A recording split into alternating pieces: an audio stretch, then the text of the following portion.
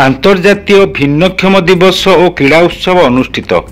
मयूरभंज जिला बामनघाटी उपखंड रायरंगपुर गोष्ठी शिक्षा कार्यालय आनुकूल्य गोष्ठी शिक्षा अधिकारी सम्मेलन कक्ष में आंतर्जातिक भिन्नक्षम दिवस पालन और क्रीड़ा उत्सव सभापति गोष्ठी शिक्षा अधिकारी घनश्याम मुर्मू सभापतित्व में अनुष्ठित हो जाइए। सम्मानित अतिथि भाव सहगोष्ठी शिक्षा अधिकारी हेम माझी, कार्तिक चंद्र कारुआ, बीआरटी महेश चंद्र महापात्र और सागरिका पंडा प्रमुख जोग देते। सभा प्रारंभ में आंतर्जातिक भिन्नक्षम दिवस पालन अवसर में एक शोभा पीपीएमयूपी विद्यालय आयोजित होता। रायरंगपुर गोष्ठी शिक्षा अधिकारी घनश्याम मुर्मू सबुज पताका देखाई यार शुभ उद्घाटन करने पर कचेरी उपजिलापाल कार्यालय, एनएसी मार्केट और रायरंगपुर सहकारी गर्ल्स हाई स्कूल बाट दे शोभा जीवा पर पुनर्बार विद्यालय में पहुंची। आयोजित सभा सभापति रायरंगपुर गोष्ठी शिक्षा अधिकारी घनश्याम मुर्मू आंतर्जातीय भिन्नक्षम दिवस लक्ष्य और उद्देश्य कहवा पर सम्मानित अतिथि माने एही दिवस उपरे सुचिंतित वक्तव्य प्रदान करथिले। यहाँ पर छात्र छात्री मानक मध्य जिलापी race, potato race, music chair, संगीत और नृत्य प्रतियोगिता आयोजित होता। समस्त प्रतियोगी मानक अतिथिगण सांत्वनामूलक पुरस्कार दे पुरस्कृत करथिले। उक्त कार्यक्रम में सीआरसीसी आशीष कुमार मंडल, सुकांति माझी, धनंजय राम, मृत्युंजय महांती प्रमुख उपस्थित थिले। उक्त दिवस में रायरंगपुर ब्लॉक और म्युनिसिपालिटी समस्त छात्र छात्री जोग देइथिले।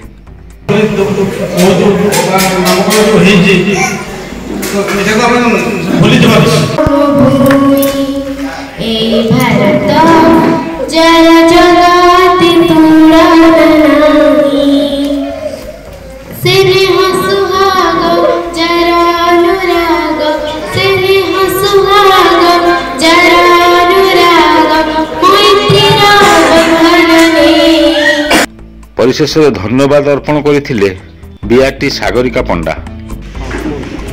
मु श्री हेम माझी, assistant block education officer Rairangpur.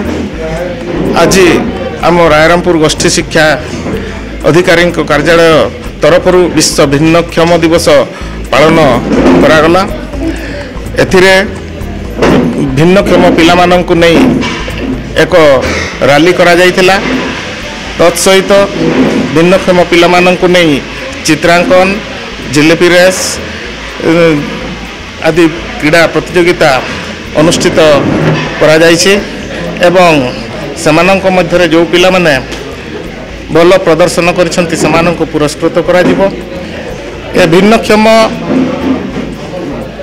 अंतर्जातीय भिन्नक्षम दिवस प्रति वर्ष डिसेम्बर मास 3 तारिख को सारा विश्व में पालन करा जाय थाए। आम ब्लॉक मध्य आज पालन करिछि। भिन्नक्षम पिला माननकु प्रेरणा देबा पई, भिन्नक्षम पिला माननकु मुख्य स्रोत रे शामिल करबा पई, समानकर शिक्षा, स्वास्थ्य एवं उत्तरोत्तर उन्नति निमंते प्रेरणा देबा पई आज ए भिन्नक्षम दिवस पालन करागला। आज विश्व भिन्नक्षम दिवस आम ब्लॉक अंडर आज पालन करा जाउछि। विभिन्न विद्यालय पिलामानंको नेकरी आज प्रथम शोभा यात्रा टे करागला एवं पिलामानंको मध्य विभिन्न प्रतियोगिता कार्यक्रम टे संपादन हो जाइछि। तेणु पिलामानंको मुख्य स्रोत शामिल करने पर यह एक सरकार अभिनव प्रयास। तेणु पिलामानंको केमती भल मनुष्यटी हो पारे तापाई गोटे से आश्वासन देवार अच्छी प्रोग्राम तो पिला जमी गार्डियन मानक जमी निरुत्साहित न हे से विभिन्न आलोचना मध्यम से गार्डियन मानक गाड़ी करवा कथा। तेणु ये दिवस प्रत्येक वर्ष विश्व में पालन कर सारा देश में सारा राज्य में पालन कर दिवस समस्ते जहाँ अनुप्राणित हे ये प्रोग्राम निहाती सरकार भल योजनाटी है। मु कार्तिक चंद्र कारुआ, रायरंगपुर ब्लॉक गोष्ठी शिक्षा अधिकारी कार्यालय अतिरिक्त गोष्ठी शिक्षा अधिकारी। आज विश्व भिन्नक्षम दिवस रे विभिन्न विद्यालय अनेक पिला आसी बड़ उत्साहर सहित तांकर विभिन्न अंतर्निहित गुण को परिप्रकाश करने प्रयास जारी रखिछंती एवं अति आडंबर सहित ए उत्साह बा उत्सव को भिन्नक्षम दिवस को पालन करछंती। तांको सहयोग करने आम ब्लॉक रे थिबा 2 जन आरबी बंधु जो कि महेश महापात्र ଏବଂ ସାଗରିକା ପଣ୍ଡା ଏମାନେ ବର୍ତ୍ତମାନ ଅଛନ୍ତି। ତା ସହିତ ଅନେକ ପ୍ରଧାନ ଶିକ୍ଷକ ଶିକ୍ଷୟିତ୍ରୀ ସହକାରୀ ଶିକ୍ଷକ ଶିକ୍ଷୟିତ୍ରୀ ଏଥିରେ ସମ୍ପୂର୍ଣ୍ଣ ଭାବରେ ସହଯୋଗ କରୁଛନ୍ତି ପିଲାମାନଙ୍କ ମଧ୍ୟରେ ଏବଂ ଅଭିଭାବକ ଅଭିଭାବିକା ମଧ୍ୟରେ ଅନେକ ଉତ୍ସାହର ଲହରୀ ଖେଳିଛି। ଧନ୍ୟବାଦ। ମୁଁ ମହେଶ ଚନ୍ଦ୍ର ମହାପାତ୍ର ରାଇରଙ୍ଗପୁର ବ୍ଲକରେ ବିଆରଟି ଭାବେ କାମ କରେ। ଆଜି ଆମର ବିଶ୍ୱ ଭିନ୍ନକ୍ଷମ ଦିବସ ପାଳନ କରାଯାଉଛି।